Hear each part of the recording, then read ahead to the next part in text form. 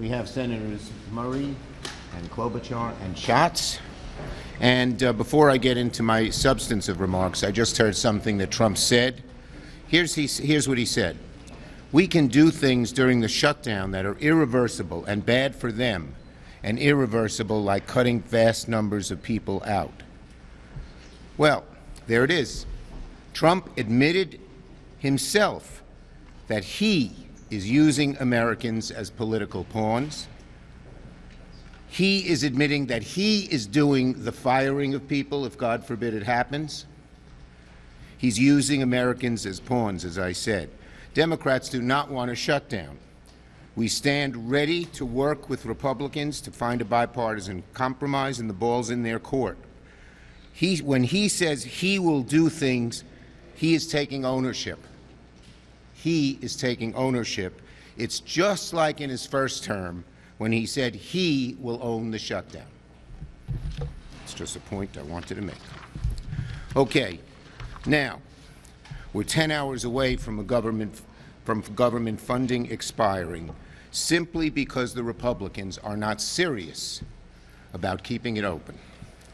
Finally, after months of asking, and mounting pressure, Leader Jeffries and I went to the White House yesterday to meet with the President and Republican leaders to find a way forward.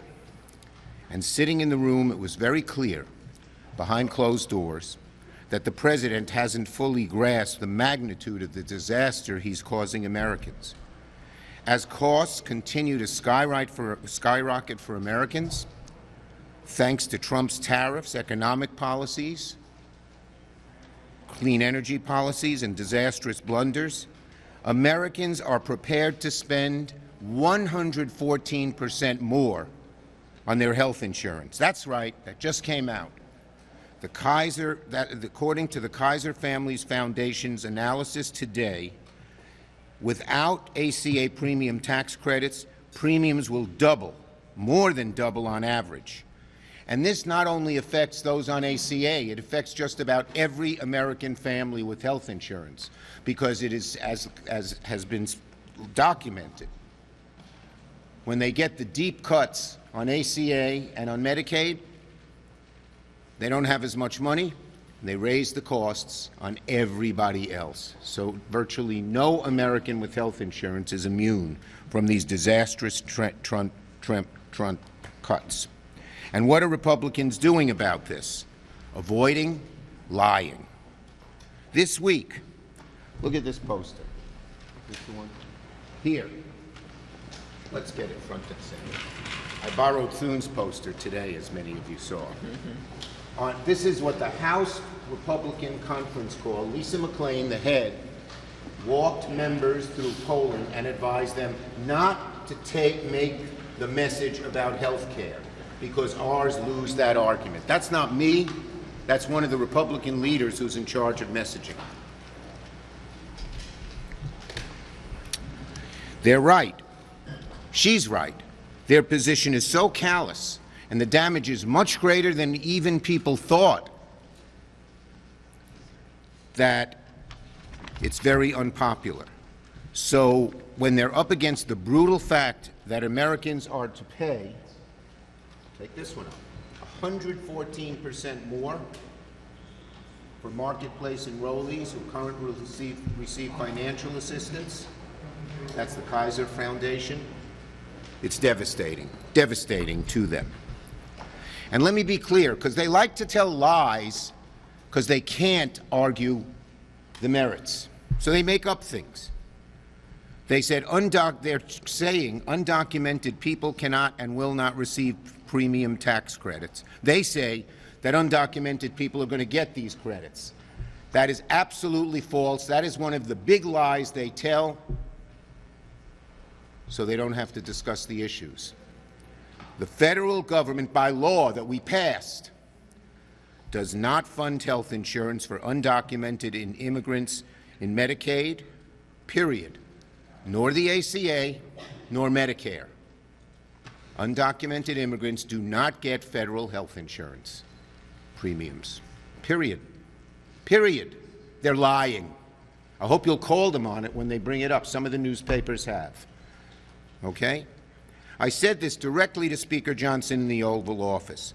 I told him what he was saying was bull, because he said, you guys want that. And he just smirked and didn't even answer. And why are they lying? They know how unpopular their position is on health care, that they shouldn't talk about it. Republicans know perfectly well that undocumented immigrants are already prohibited, as I said, from getting insurance on ACA, Medicare, or Medicaid. They know perfectly well not a single sentence or clause or comma that we're pushing in our bill does that. But they're lying because they know they're screwed if this debate turns into one about health care. And guess what? That's just what we are doing. We are making this debate a debate on health care. If you want an indication of how serious Republicans are about keeping the government open, who wants the shutdown?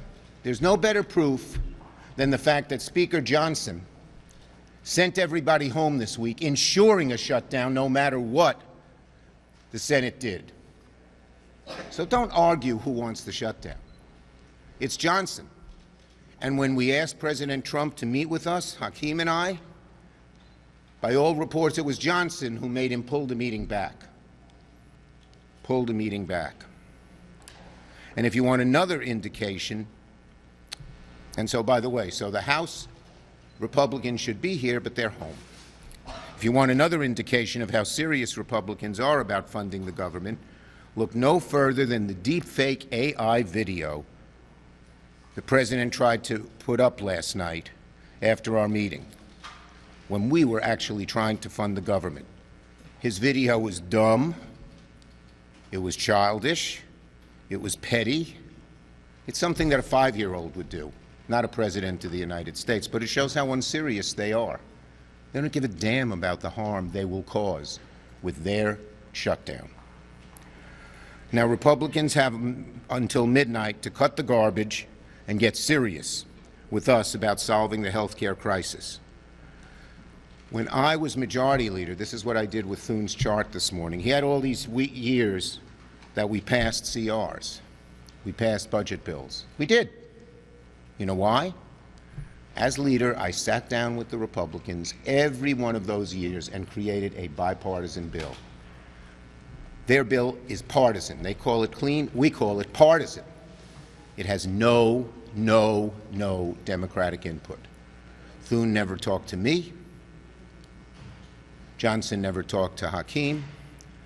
And now Thune is saying, well, the appropriators are working at it. As Patty will tell you, they are trying to work out some budget bills. But the two issues they couldn't decide were health care and rescissions, impoundment, pocket rescissions. And they all agreed the 4 leaders should decide that. And that's when we wrote Thune, and that's when we wrote Johnson, and they never even met with us. So that's why we were able to avoid shutdowns, because we did it in a bipartisan way. They are partisan totally, with no input from us.